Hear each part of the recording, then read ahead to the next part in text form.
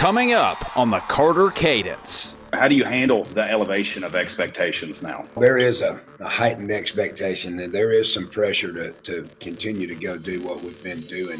The first thing we talk about is we can't do what we've been doing to obtain the same results.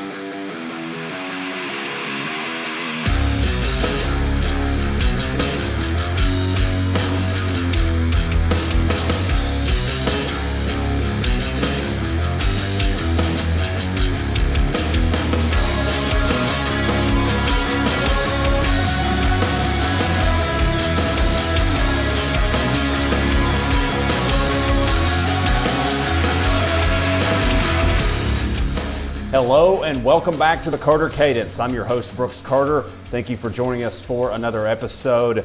Coming up on today's show, we're going to have Bowdon head football coach Rich Fendley. Really looking forward to that conversation as we talk with the three-time defending state champion head football coach as they're trying to figure out what's next. You know, what do you do after you win 3 in a row? Maybe go for 4 in a row as this upcoming senior class is trying to be one of the few classes ever in state history to go for a four-peat and win a ring all 4 years that they've been in high school. We'll also have our NWGA Throwback segment, which will take us to Chattooga High School this week. This is a submission from our very own Benton Burge, Ronnie Wiggins, a former Georgia Southern running back, former All-State player for the Chattooga Indians back in the mid-2000s, an outstanding football player. And then coming up in just a few moments, we will have this week's Player Spotlight as we're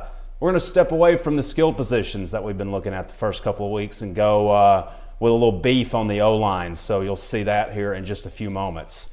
As always, please subscribe, like, follow everywhere that the show is available.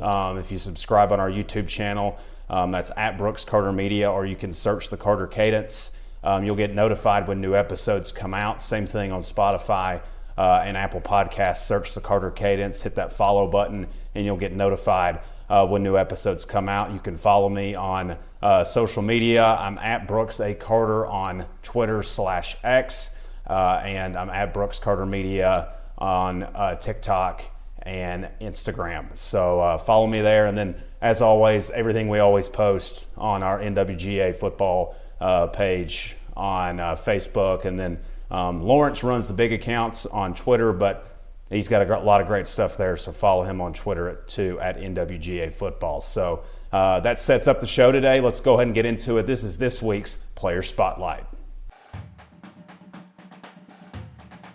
So this week's Player Spotlight, I'm going with the center from Cartersville, Langston Hogg.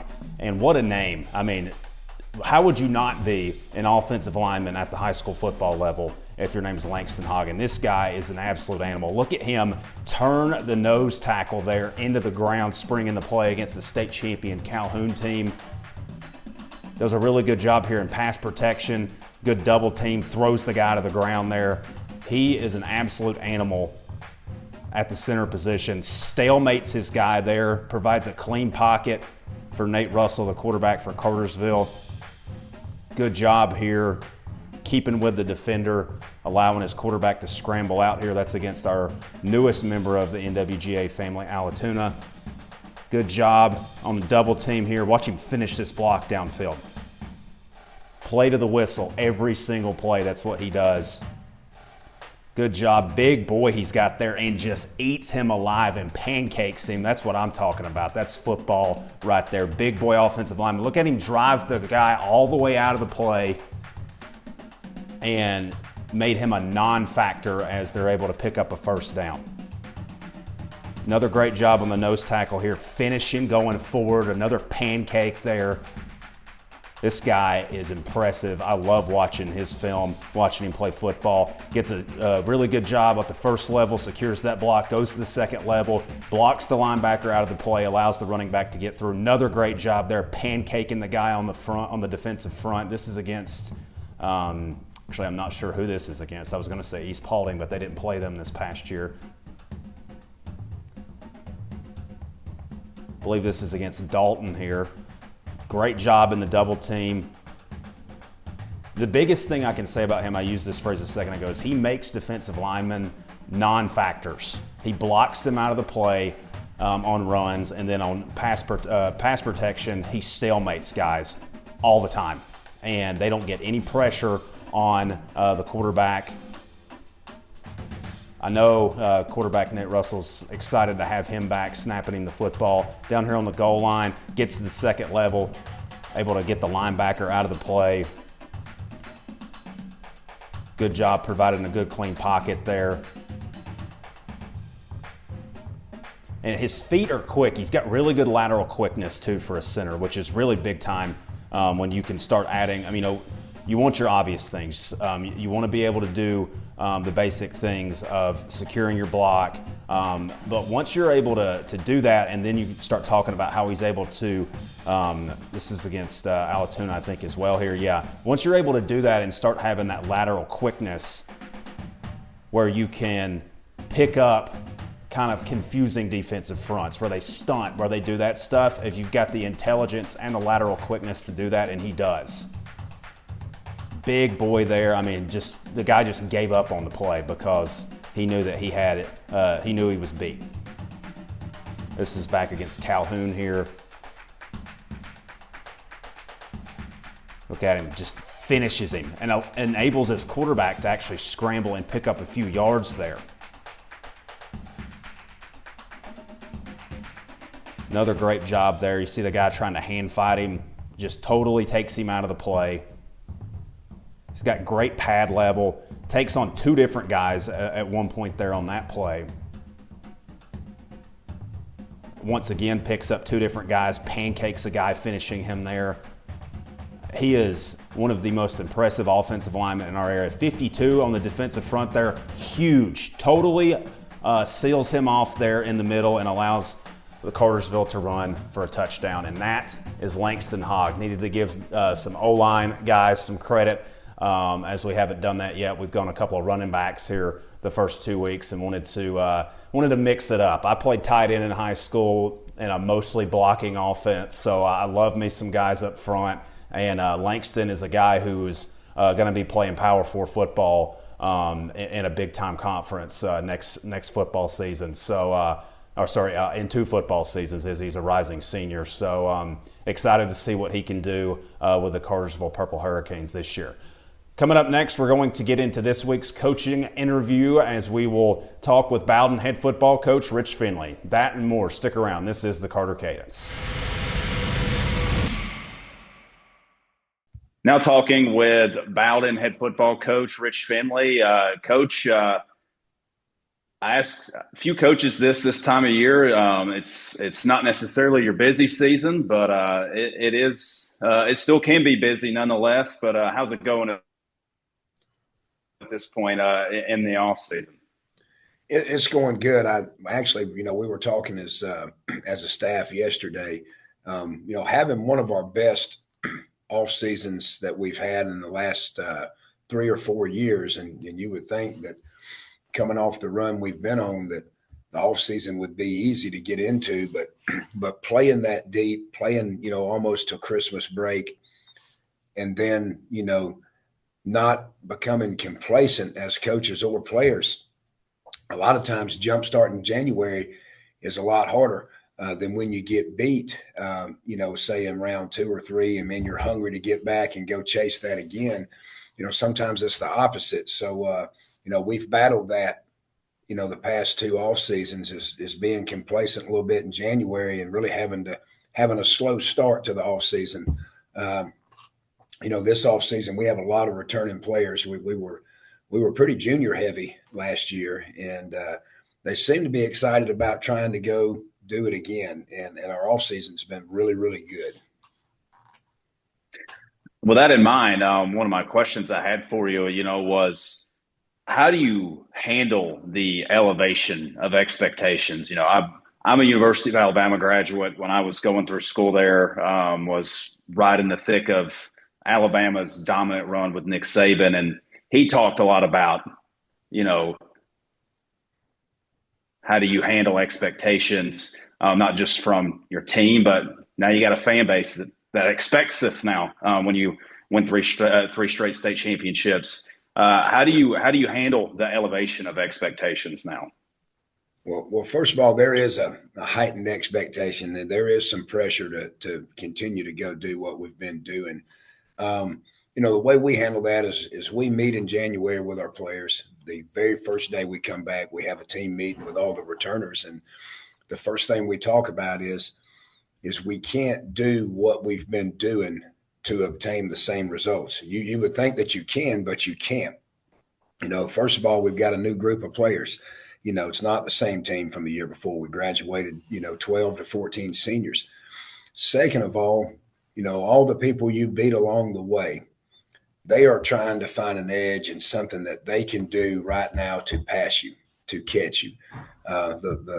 We tell our kids the scariest thing about the mountain when you climb it is the toughest part is when you get on top, because there's nowhere to go but down. So we sit there and talk and we explain the fact that everybody's trying to find something different in their program to do to make gains on you. So we can't be the same. We have to actually go out and find creative ways of getting better. So we have that meeting and we set goals for the off season. We set our expectations in the weight room. We set our football goals for the fall. And then we use everything as an intentional plan from that point to go meet those goals. One thing that's really fascinating to me, part of what you do in the off season, with it being the time of year that the winter weight program's going on, is death by squat. I've seen you post, a hype video for it. I think you yourself may participate in it in some capacity. Where did that originate from? And can you explain a little bit more about what death by squat is? Because it looks pretty challenging. Well, for the record, I am participating, but I've told my wife this is the last season. I'm in year 30 that I'm actually going to participate. I don't know if my body can handle it anymore. So where did it originate? It was actually something we started doing down when I was coaching with Tim Barron and Shane Lassiter and the Kerbos down at Heard County High School. Just something that we wanted to do that was going to be really hard, but we wanted to make it really fun. And we got a bell and we started ringing that bell. And what it really encompasses is kind of an old school. I say this quote all the time to coaches and players. At some point, if you want to be a tough football player, a tough competitor, you have to put heavy weight on your back and squat it down in the hole. At some point, you have to do that. You can't avoid that if you want to be really good at something or really mentally tough at something.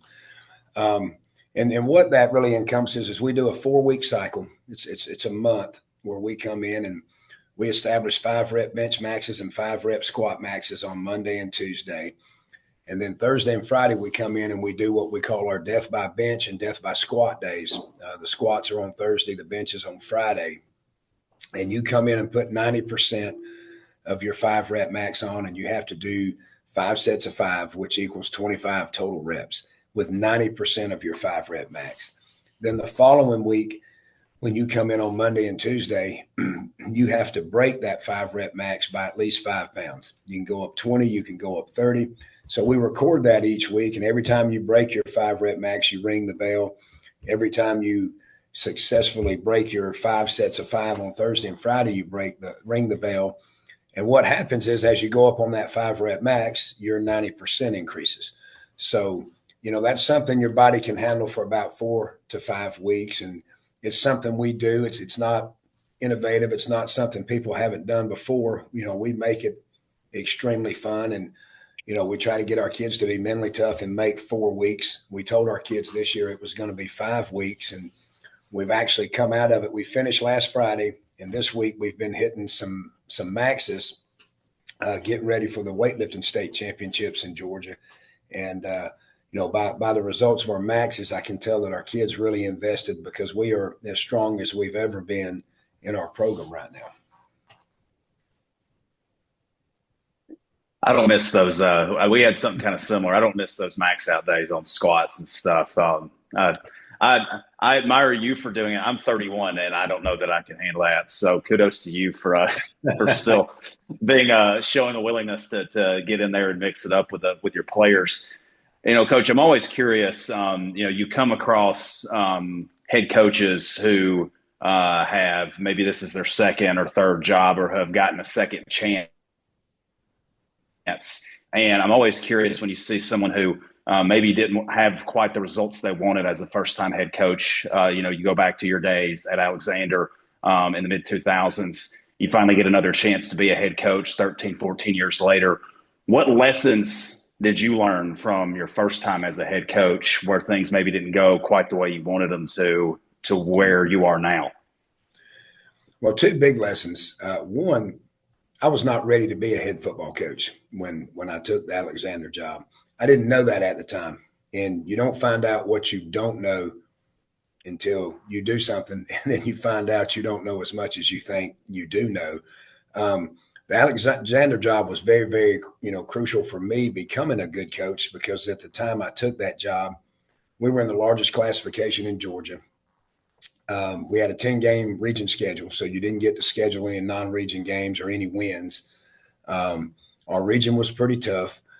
We had Woodward Academy in there, Creekside in there, Sandy Creek in there, Douglas County in there. I mean, it was a who's region. And you don't really know what you're looking for in a job, and I love my time in Alexander because I had to learn how to coach football to not get beat extremely bad on Friday nights. We were not as talented then as they are now, and you kind of learn what the total program aspect is as you work for more and more head coaches. I love my time there, and there were good people there and hardworking kids. I just didn't know enough at that time to be successful. And when I left Alexander, I went to Noonan for a year and worked for Robert Herring, most organized. He was a little on the mean side, but he was the most organized head football coach I'd ever worked for at that time. And I learned a tremendous amount from him. When I left there, I went down to Heard County, worked for Coach Tim Barron, and just another great head coach to work for. And he was more about relationships with kids and coaches. And, got to work with a few more guys to kind of prep me for my second opportunity, which leads me up to the second thing I learned about Alexander and about coaching is, you can't be afraid to jump back in. I kind of got comfortable at Heard, and after 9 years went by, I realized, man, whoa, wait a minute here.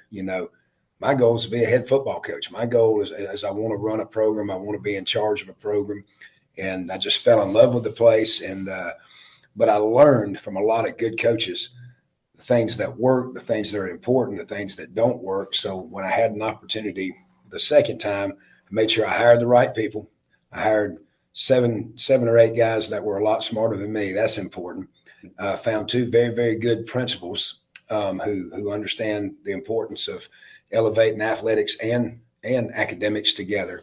And then I'm in a county that athletics is important. They're going to spend the money on the resources and all that. So, and I have my hands in every part of Bowdon football. We've got our 6th graders lifting, our 7th grade football players lifting, our 8th graders, the 9th, 10th, 11th, 12th. So our kids are prepared and understand the expectations when they get up to the high school level. So those would be the two big lessons that I learned.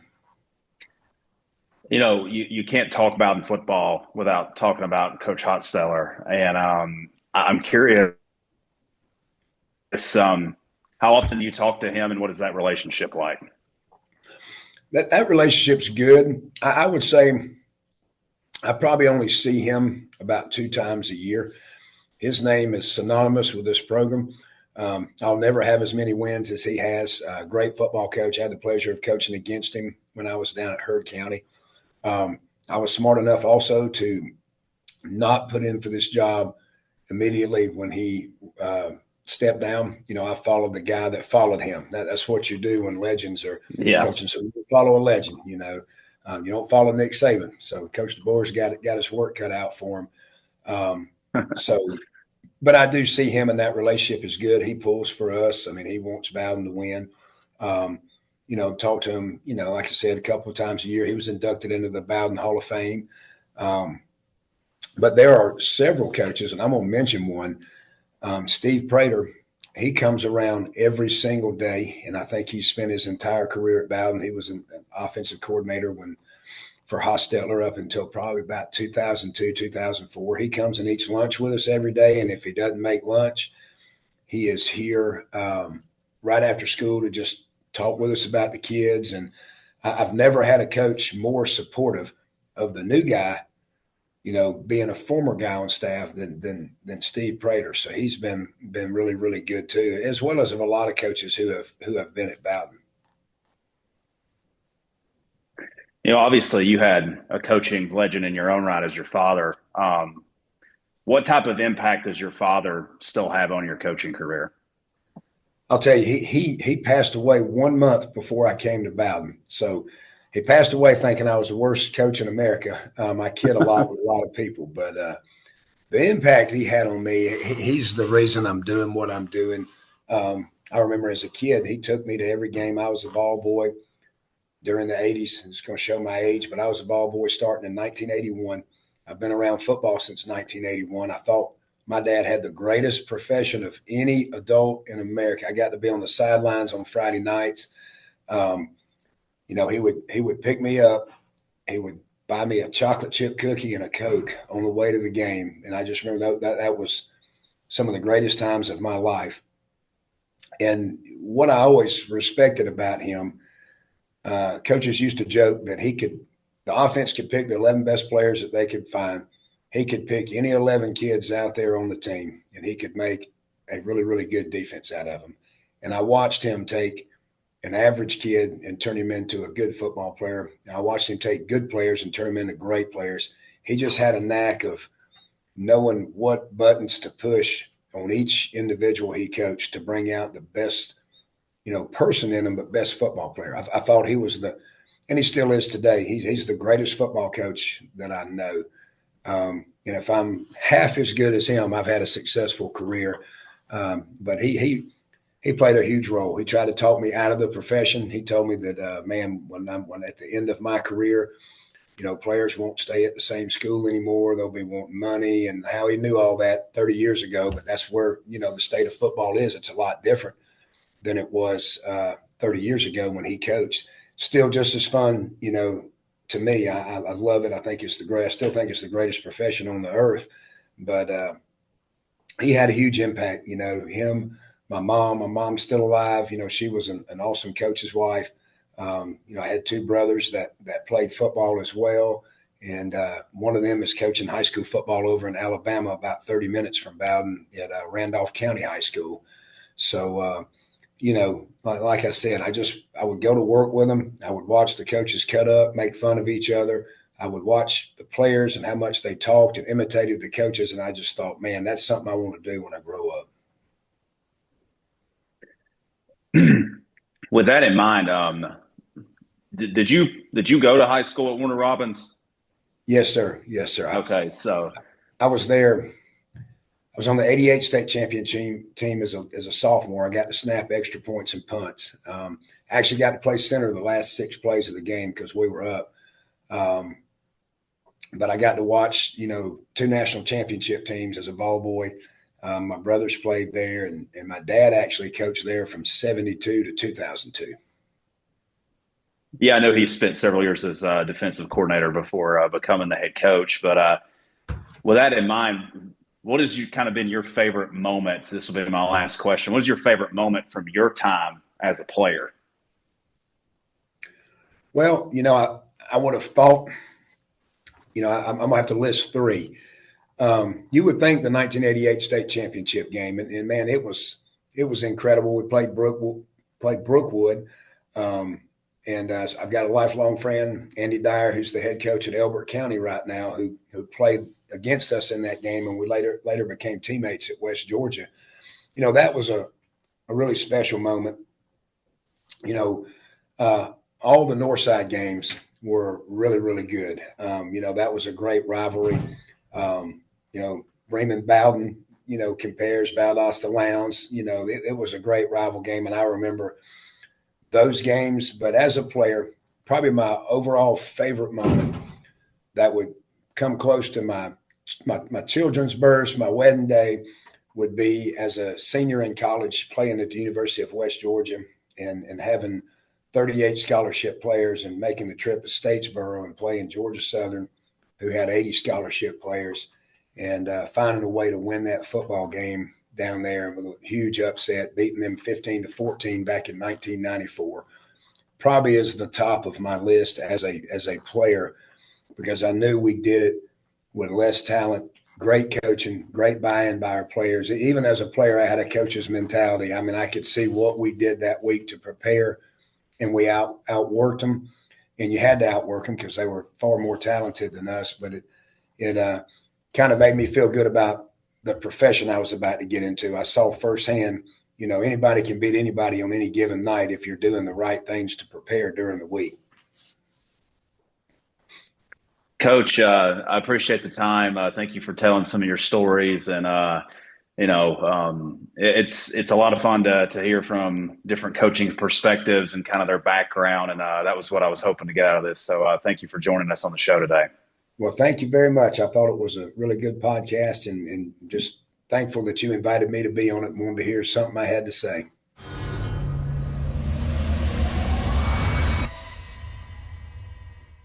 Welcome back to the Carter Cadence. Hope you enjoyed the interview with Coach Rich Fendley there. Enjoyed talking with him about his death by squat. As he mentioned, his wife said this is the last year he's going to participate in it, or he told his wife maybe this is the last year he's going to participate in it. So, that's a lot for a guy to continue to be able to get in there and mix it up with his guys at his age. So that's really impressive on his part. Coming up this week on our NWGA Throwback segment, we're going to have Ronnie Wiggins, a running back from Chattooga High School back in 2005 was his senior year. And this was a guy who played in a really tough region that year. That region he was in was with the eventual state runner-up Calhoun Yellow Jackets. They played an all-region schedule that year. Chattooga, I think, only wound up around 500, but there were a lot of good football teams in that region. Rockmart, I want to say Darlington was in that region. Several good playoff caliber teams in that region. But this was a submission from Benton Burge, who, if you don't know, is one of our guys with the NWGA football, and he has an affiliation with the Chattooga Indian football program. Going to read you off a couple of statistics from Ronnie from his senior year. 1,767 yards. That's in the regular season. As I mentioned, they didn't make the playoffs. Broke a 30-year-old, what was a 30-year-old high school record for Chattooga. As we know, Zayden Cook probably smashed every rushing record that they had this past season. Averaged 170 yards rushing per game. Was a member of the Georgia-Tennessee Border War All-Star game that they used to play up at Finley Stadium. I don't think that they still do that. Was the Northwest Georgia Player of the Year and the Rome Tribune News Player of the Year. Had also 255 receiving yards, scored 25 touchdowns total on the season, was All-State, and was, as I mentioned, in Class 2A, and was a three-time Player of the Week for the Rome Tribune News. So all of those kind of notes and tidbits coming from Benton there. Let's get into it. This guy's phenomenal. Let's roll the tape. And as you can see here, this looks old, and I love that. Don't be a film quality guy. This doesn't look. I think it's in like 360p or whatever. But they start out here. This is against the Daresville, and he just absolutely slices them up. I think most of these are going to be in order from. Actually, I don't know if they're in order from the season, so ignore me on that. But this is against the Daresville. He had quite the night against the Daresville Tigers. And, I mean, they try to bottle him up in the middle there. He gets out of it. Really hard to tackle. Had great top end speed. You'll see him at kick returner some here. They line him up everywhere. He was at what they used to call B-back, which is the fullback position in that wing T offense. He's at slot back. They put him everywhere, which is not that uncommon for a high school football player of his caliber. But he gets loose numerous times. Really hard to tackle in the open field. Now he's on defense here, coming up, laying the wood from the cornerback position as they threw it out in the flats there. But look at him here. 3 guys had a chance to tackle him, couldn't get him. Now he's into the secondary, finally knocked him out of bounds. Back here on defense, at his line, I think he's either playing as a walk-up defensive back or a linebacker there.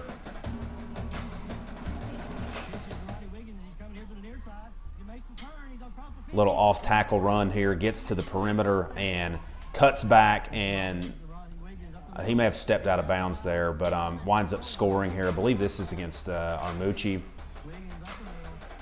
Diving for the end zone, getting in there.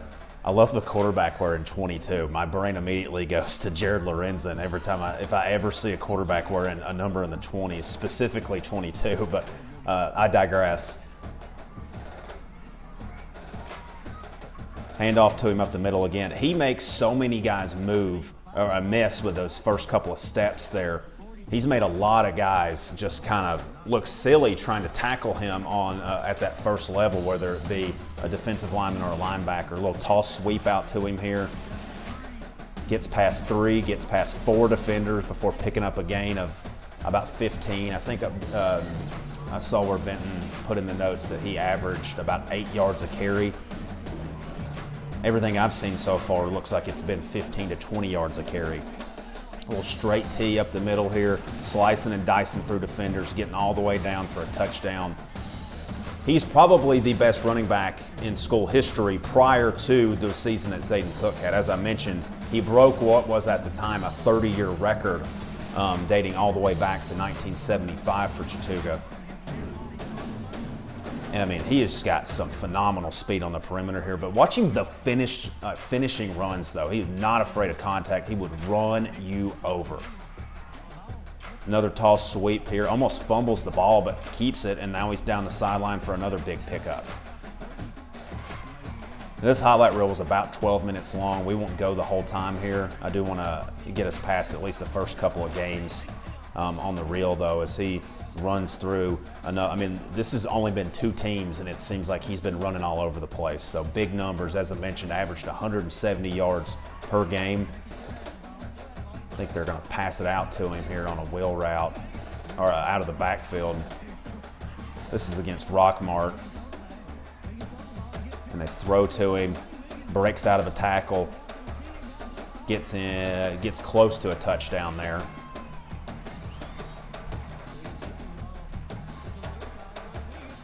And just always making guys miss. Incredibly difficult to tackle. Another toss sweep, this time off the left side, getting to the edge here, and just about was able to take that one the distance. A little quick handoff on the dive up the middle, spinning out of tacklers, getting in for a touchdown. This was a Rockmart team that finished second in the region that year, so this is a really good Rockmart team. Later on, you could, I'll see if we're able to get to the Calhoun game. That was, as I mentioned, a state runner-up that year. Team went 14-1. That was Calhoun's first state championship appearance under Hal Lamb. Quarterback scrambling out, throws it. 25 total touchdowns, as I mentioned, on the season. He was money down inside the red zone. I think this is against Pepperell. This would have been this is against Pepperell. This would have been a Lynn Honeycutt-led Pepperell team. They were always tough. A legendary head coach there. John Starr, the head coach at Chattooga at the time, and they had some good football teams around this era. So that was a really tough region down in 2A with a lot of caliber football teams. As I mentioned, Calhoun, Rockmart, Pepperell. Chattooga was solid and made several playoff appearances. Darlington was in that region. Look at that move in the open field. That looks like the old NCAA football juke there. I mean, he just put his foot in the ground and made like a total jump cut there and made the guy miss. Getting in the open field here as he continues to gash people. But see here, I think they throw in the touchdown. He does. Look at that. I mean, that is impressive, going up over a defender, making the catch. Little belly dive there, getting all the way down to the end zone. we'll finish with this play here as I think he gets in for another touchdown here, and he does. But that's... Actually, let's go one more play here. I was going to finish up there, but I wanted to at least show one of his kick returns here. Because he did some really good stuff, really special stuff on kick returns as well. Yeah, I think they got a couple back-to-back here. All over the field. Kind of similar to what we saw with Von Bell last week. You can't take him off the field because he's such a special football player. That is Ronnie Wiggins, outstanding all-state football player for the Chattooga Indians. Submission from Benton Burge there. Thank you for passing that along. A lot of fun to watch some of these old school guys. I say old school, I mean that was 20 years ago now. So the film makes it look super old school. I would love some submissions, though. If you've got anybody with film, I might add. Really, I would like to showcase highlights that include film for the show's purpose here. So if you've got any submissions, any old film, even if it's black and white, send it my way, and I'll use it here on the show for our throwback segment because as you see in the intro to the show, this is the best of Northwest Georgia football, both past and present, and we want to focus on highlighting our current student athletes, but also taking a step back to look at some awesome players and coaches from the past. Thank you for tuning in this week. This has been another edition of the Carter Cadence. Next week, we will have Tryon head football coach Sean Patrick on as he is coming off the best 4-year run in school history. They've gone 40-9 the last 4 years, averaging 10 wins per season. What's next for the Tryon Bulldogs as they continue to try to build on that and get past the quarterfinal round where they've been beat out a couple of times. So fun conversation with him. He's a guy with South Georgia roots, kind of fun talking with him about how he wound up in Northwest Georgia. So be sure to stick around and tune in for that conversation next week. As always, please like, subscribe, rate, review, do all the stuff that you can do to help promote our show on social media, and you'll get notified when new episodes come out. And follow us so you can see all of our content and, with videos and highlights from the show. Thanks for tuning in, guys. We'll see you next week.